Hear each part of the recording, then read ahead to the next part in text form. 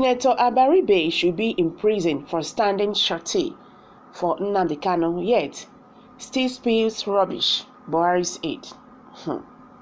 Femi Adesina, presidential spokesman, says Senator Minority Leader Enyinaya Abaribe should be in prison for standing as shorty for the leader of the indigenous people of Biafra, Ipob, Nnamdi Kanu, in court.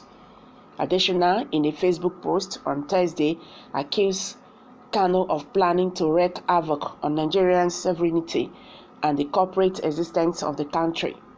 Though the presidential aide did not mention the senator's name, he said, "Some people incite violence through words or actions, thus aggravating the security challenges we have.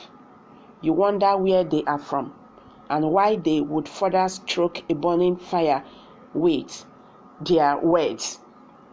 There is one funny senator who talks about mismanagement of our diversity as a country, yet he daily uses foul language against those in leadership. He stood shorty for someone bent on the dismemberment of the country, and when that one vanished and he should have been cooling his feet in prison, the senator still spills rubbish, chief mismanager of our diversity, and the president had words for him and his ink, who exists around the country."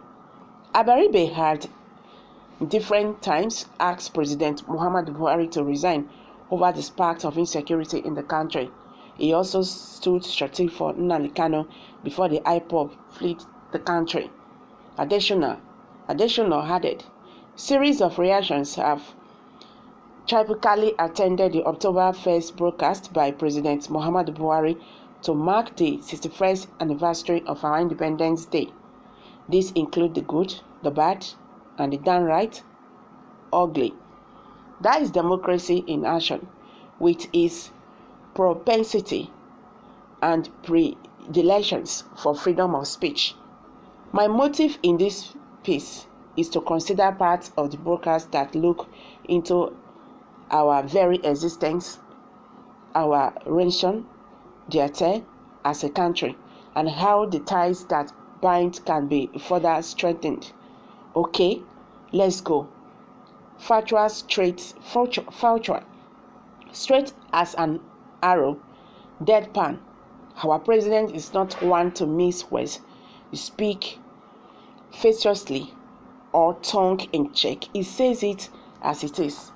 We have indeed passed through the most challenging of times in the past 18 months, security-wise, economically, politically, and in many other ways. Life has descended into the Hobbiton state of nature, naughty and short. But God will have mercy on who He will have mercy.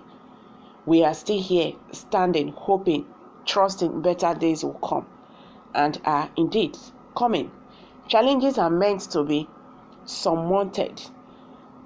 Accepting that they are real is the first practical step to combating them.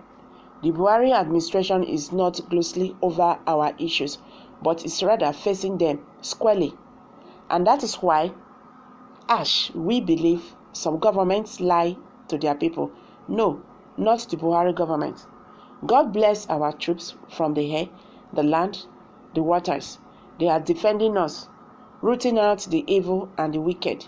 They pay heavy prices, even the ultimate sacrifice, but they keep at it.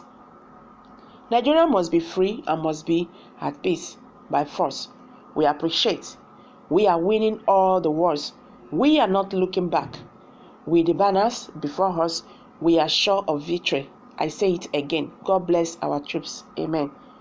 Believe this president when he tells you that, in line with Section 14, 2 in bracket B in bracket of the 1999 Constitution as amended, the security and the welfare of Nigerians continue to be the prime focus on which programs and projects of our government revolve.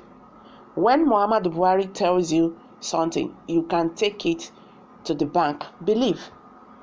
How very true.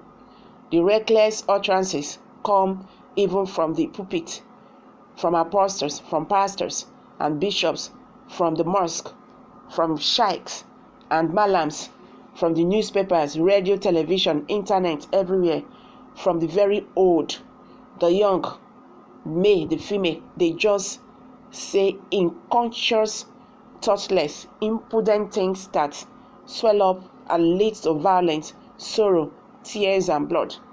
Yes, a government must work for harmony and order in the land. But when these characters will not relent in being opposite people, which should be done, the president addresses it in the broadcast. Our hope is not to fight for peace. We can always settle our grievances without spilling any blood.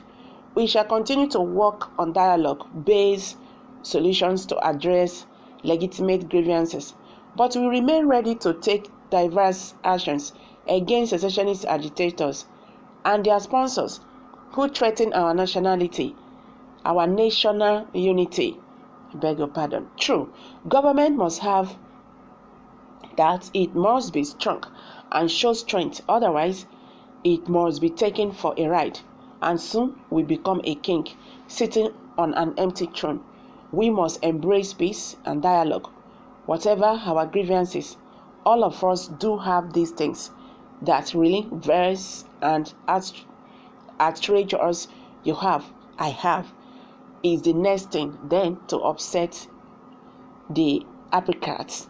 No, blessed be the ties that bind us, and those ties should remain resolute, unwavering.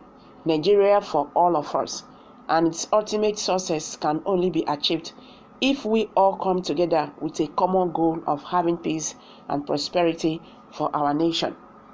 Our waiting matters that the president touch or include the fact that Nigeria does not start and end with the federal government. This country is a great collective where government at all arms and levels, as well as the private sector, and more importantly, individuals, have a role to play.